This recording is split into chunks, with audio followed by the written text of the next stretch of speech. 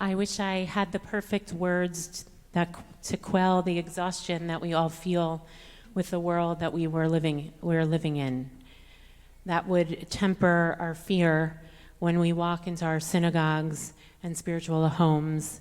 That would subdue our rage that there is so much hatred and violence in this world, and that for some reason we as Jews are the target of it. I can't explain away anti-Semitism and the terror it is sowing in our country and our world. I, like you, wish it weren't so. And it continues to hit closer and closer to home. 3 synagogues last week in Toronto, and just yesterday in Bloomfield, Michigan, at Temple Israel. And yet, no matter where I turn in our tradition to find some solace, some comfort, some inspiration, thank God it is always there. And the Shabbat is no different. It is Shabbat HaChodesh, the special Shabbat that precedes Rosh Chodesh Nisan, which is the month, of course, of Pesach. It is also, according to the major calendar in the Torah, the first of months, although we think of Tishrei, the month of Rosh Hashanah, as being the first, but the original calendar in the Torah, Nisan, is first. The mitzvah to count the months begins with Nisan, which comes actually before Yetziat Mitzrayim, before the Exodus from Egypt, and before the giving of Torah at Sinai. It is given in chapter 12 of the book of Shemot in Parashat Bo, but it's what we'll read tomorrow in the Maftir reading for the morning. HaChodesh hazeh lachem, Rosh HaChodeshim, Rishon hu lachem, l'chodshei Hashanah. This month shall mark for you the beginning of months. It shall be the first of the months of the year for you. This commandment established our calendar according to the cycle of the moon. And we know that because if you look up at the sky on Wednesday evening, when you can see the sky in Manhattan, which you can tell that on Wednesday evening when it is Rosh Chodesh, it is the new moon. And you'll see that there is no moon visible in the sky. And on Erev Pesach, which is crazily not too far away, the first night of Seder, you will look up and you will see a full moon. We are a moon people. And just like the moon, the Hasidic Rabbi says, the Svat Emet teaches, that we continue to exist in the most terrifying of darkness, and even in such times we radiate light, just like the moon. Rabbi Jen Lader, one of the rabbis of Temple Israel, was interviewed on the podcast of the Jerusalem Journal, and she said that though, of course, the experience yesterday was terrifying for their community, that she said, we will not cower to fear.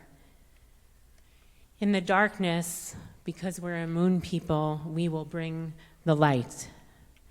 We will also give gratitude to all those who serve to protect us, our security who stands at our doors on 88th and 89th Street, and particularly the security at Temple Israel who were heroes yesterday and put their lives on the line and neutralized the attacker and protected the 140 children in their daycare center and their teachers and their spiritual leaders and their staff and other members of the community. We can bring the light in recognizing all the light that others bring to us. We are not an isolated people in this world. In other people showing up as allies and partners and extending their hands and their love, of which Temple Israel received a huge outpouring yesterday, of churches and other synagogues. A member of my cohort of the Hartman Institute is right down the street from that synagogue. There are 2 synagogues not very far away. And they received a huge outpouring. All the people who show up as our allies and partners and protectors. We will bring the light in also singing the Nikudot Tovot, the good points that exist even in the darkness. And we will also radiate light by not hardening our hearts and by arousing our compassion for others, we are not the only ones suffering in this world, in this very moment. In particular, this is marked by Hayas as Refugee Shabbat. Think about all the immigrants and refugees who are being targeted in our country in such heinous ways. We are not the only ones being targeted. Many people feel extremely vulnerable. So we will bring our light of compassion to all those who are vulnerable, not just think we are alone in this. We will bring our light of compassion to all those impacted by this war, our friends and family in Israel who are running to shelters very often, and all those who are innocent without shelter or protection, which is true both in Israel and outside of Israel, in Lebanon, in Iran, in all countries in the Middle East. And also we will bring our compassion to our servicemen and women who are risking their lives in this war that they didn't choose. B'makom she'ein anashim hishtadel li'ot ish, says Pirkei Avot, in a place where humanity is non-existent, we must strive to be human. For all the inhumanity that surrounds us, we are moon people, searching for love and justice, dignity and peace in the midst of the chaos, emanating light and striving to preserve our humanity.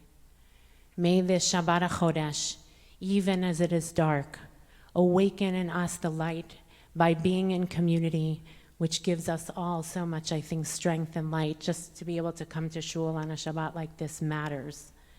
By praying for safety and healing and peace. And in our silence and our song, may we live up to the mitzvah of being moon people.